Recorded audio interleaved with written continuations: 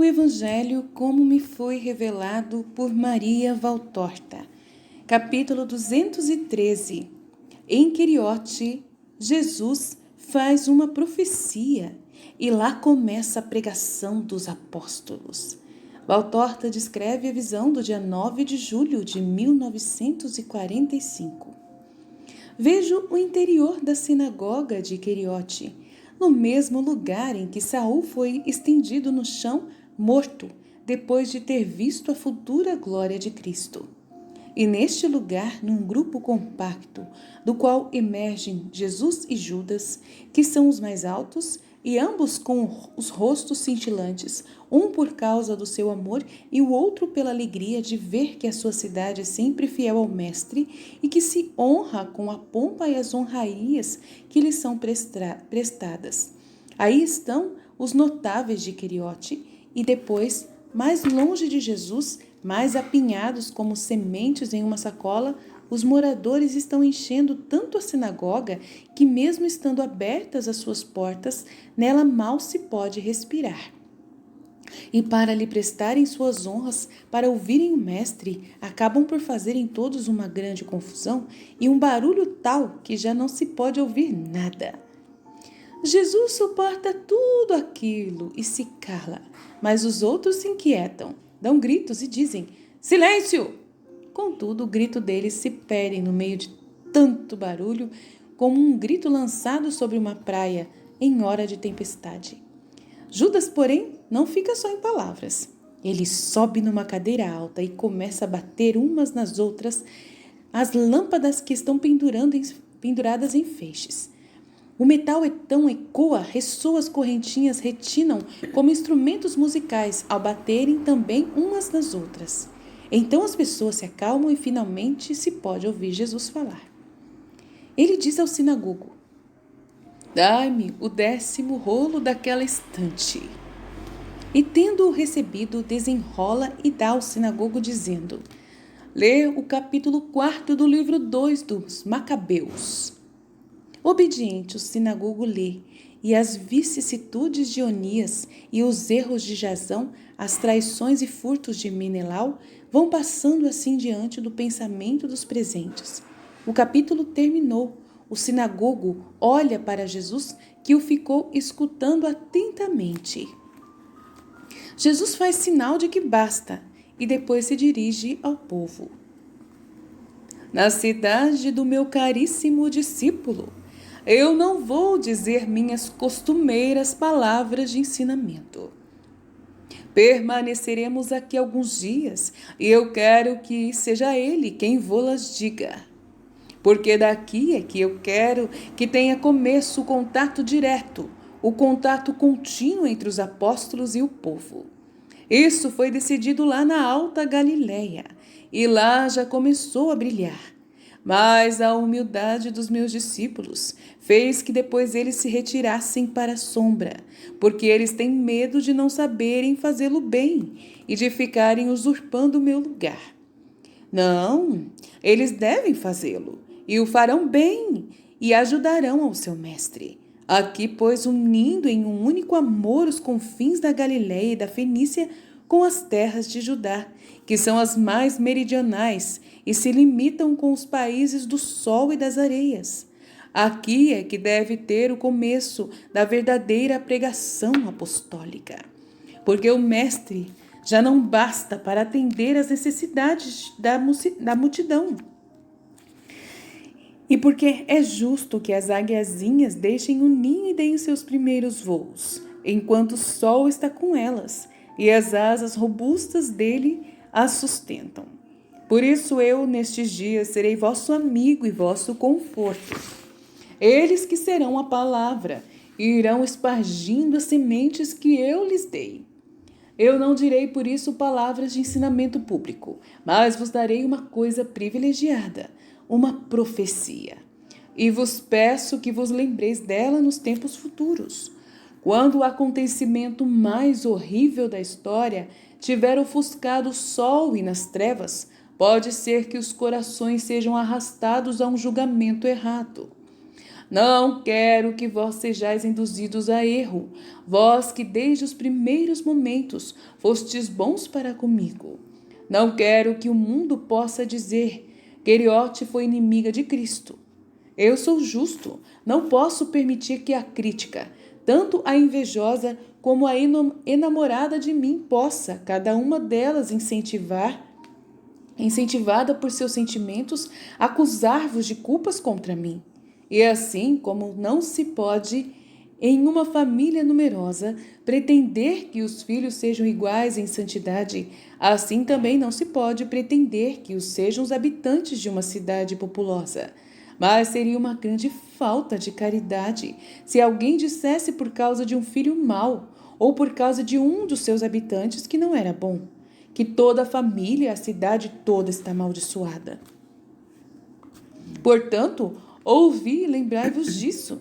Sede sempre fiéis, e como eu vos amo tanto, que quero defender-vos de qualquer acusação injusta. Assim, vós procurais saber amar aos que não têm culpa, sempre, seja quem forem, seja qual for o parentesco que eles tenham com o culpado. Agora escutai. Virá um tempo em que em Israel aparecerão delatores do tesouro e da pátria.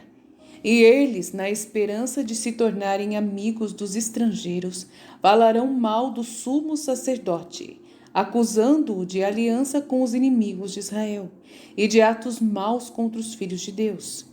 E para conseguirem isso, serão capazes de cometer delitos e de atribuir as responsabilidades por eles ao inocente. E tempo virá sempre em Israel no qual, mais ainda que nos tempos de Onias, um infame, conspirando por ser ele o pontífice, irá procurar os poderosos de Israel e os corromperão com ouro, ainda mais infame, de suas palavras mentirosas, e ao mesmo tempo alterará a verdade dos fatos. Não falará contra as culpas, mas, pelo contrário, irá atrás de suas indignas metas, por-se-á corromper os costumes, para ter como presas mais fáceis os espíritos privados da amizade com Deus. Tudo para atingir sua meta, e conseguirá, com certeza, porque se na própria morada do Monte Moriá não estão mais os ginásios do ímpio Jazão, eles estão nos corações dos habitantes do monte, que como garantia estão dispostos a vender uma coisa que é bem mais do que o terreno, e que é a própria consciência deles. Os frutos do erro antigo são vistos agora, e quem tiver olhos para ver, verá isso acontecer no lugar onde deveria haver caridade e pureza, justiça, bondade, religião santa e profunda. Mas se esses são os frutos que já fazem tremer, os frutos nascidos das sementes destes não só serão objetos de tremor, mas de maldição divina. E eis-nos chegados à verdadeira profecia. Em verdade, eu vos digo, por aquele que se apoderou de um posto e da confiança, por meio de jogadas calculadas e astutas, é que será entregue por dinheiro às mãos dos inimigos o sumo sacerdote, o verdadeiro sacerdote. Arrastado para a cilada por meio de um gesto de afeto, será mostrado aos carrascos por meio de um gesto de amor, e ele será morto sem preocupações com a justiça. Que acusações serão feitas a Cristo, pois é de mim que eu estou falando, para justificarem o direito de matá-lo. E que sorte estará reservada para os que fizerem isso? Uma sorte na mesma hora de horrível justiça, uma sorte não individual, mas coletiva, para os cúmplices do traidor. Uma sorte mais distante e ainda mais horrível do que a do homem, que o remorso levará a coroar o seu espírito de demônio como último delito contra si mesmo. Porque aquilo em um momento terminará, mas este último castigo será longo e terrível. Encontrai-o nesta frase. E aceso em ira, ordenou que Andrônico fosse despojado de sua púrpura e morto no lugar onde havia cometido a impiedade contra Onias. Sim, a raça sacerdotal será punida em seus filhos e também nos executores, e o destino da massa de cúmplices, Podeis lê-lo nestas palavras. A voz deste sangue grita a mim da terra. Agora, pois, tu serás maldito. E ela será dita por Deus a todo povo que não terá sabido guardar o dom do céu. Porque se é verdade que eu vim para redimir, ai daqueles que forem meus assassinos, e não redimidos, no meio deste povo que recebeu como primeira redenção a minha palavra. Já o disse, lembrai-vos disso, e quando ouvirdes dizer que eu sou um malfeitor, dizei não. Ele já o disse. Isto é o que foi marcado e está cumprido. Ele é a vítima morta pelos pecados do mundo. A sinagoga se esvazia e todos saem falando e gesticulando, e o assunto é a profecia e a estima que Jesus tem por Judas. Os habitantes de Queriote estão exaltados pela honra que lhes deu o Messias ao escolher a terra de um apóstolo e logo do apóstolo de Queriote para iniciar lá o ministério apostólico e começando pelo dom da profecia. Ainda que seja triste, é uma grande honra tê-la ouvido e ainda mais com as palavras de amor que a precederam. Na sinagoga ficam Jesus e o grupo dos apóstolos e passam para o pequeno jardim que fica entre a sinagoga e a casa do sinagogo. Judas sentou-se e está chorando. Por que está chorando? Não vejo motivo para isso, diz o outro Judas. Mas vede bem, quase que eu faria também o que ele está fazendo, vós ouvistes?